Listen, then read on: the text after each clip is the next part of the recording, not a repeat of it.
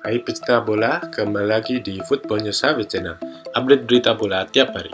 Kali ini saya akan membahas berita kekalahan Manchester United atas Real Sociedad.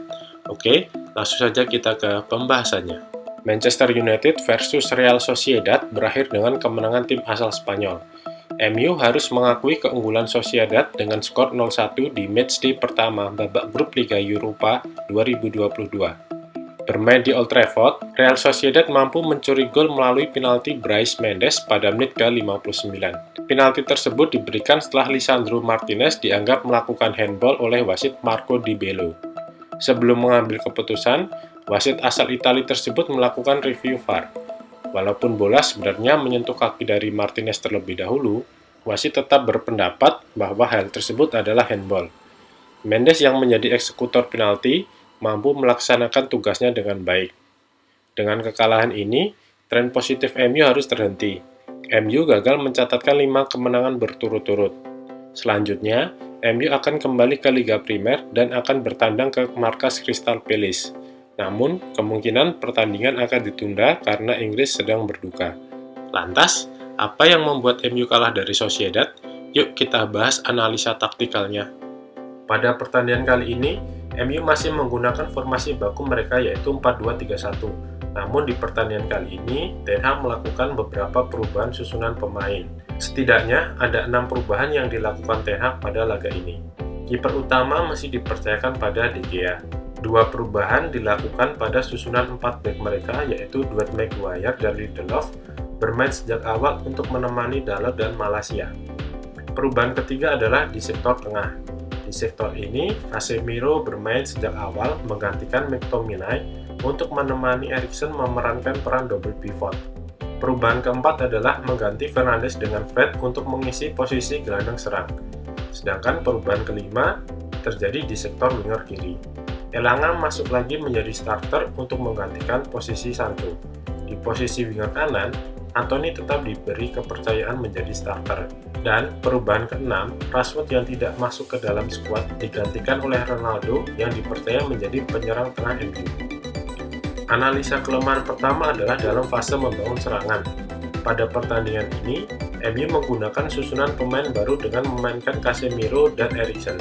Hal ini membuat sedikit perbedaan dalam membangun serangan, walaupun tetap menggunakan struktur yang sama dengan beberapa laga sebelumnya yaitu 3-1, dengan Casemiro yang turut untuk fokus membantu membangun serangan, dan Eriksen fokus dalam membantu link up di sisi kiri MU.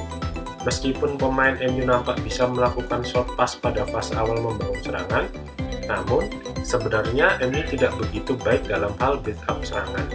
Hal itu terjadi karena yang pertama adalah jarak Casemiro dan Eriksen yang terlalu jauh. Hal itu mengakibatkan koneksi di lini tengah MU kurang, sehingga lini tengah MU terlihat kurang menyambung. Hal ini dapat dilihat dari peta networking pas pemain MU. Dalam peta tersebut, koneksi Casemiro dan Eriksen tidak begitu intens. Yang kedua adalah zona marking pemain Sociedad sangat terorganisasi. Mereka tidak melakukan press agresif, tetapi lebih menjaga zona tengah mereka, sehingga menyulitkan Casemiro untuk menemukan Eriksen. Dan jika Casemiro memberikan umpan kepada Fred yang berusaha turun membantu serangan, kontrol Fred sering lepas sehingga bola sering dapat direbut kembali oleh pemain Sociedad.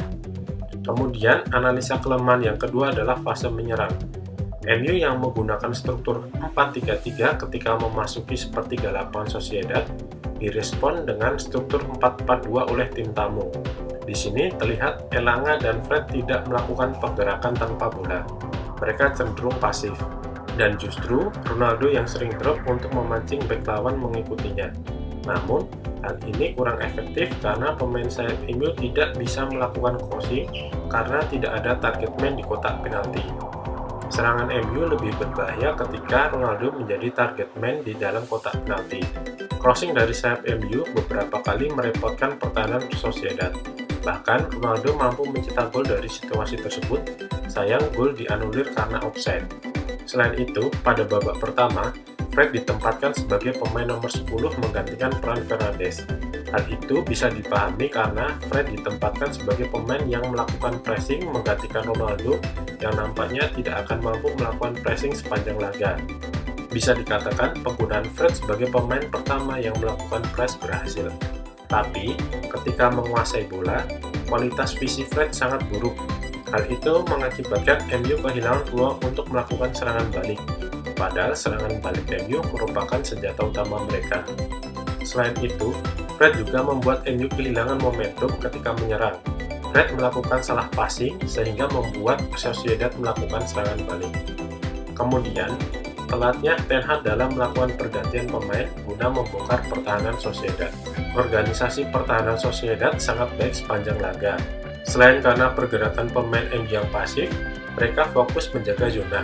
Tetapi setelah masuknya Garnacho dan McNeil, pergerakan kedua pemain tersebut mampu membuat ruang kosong antar bek.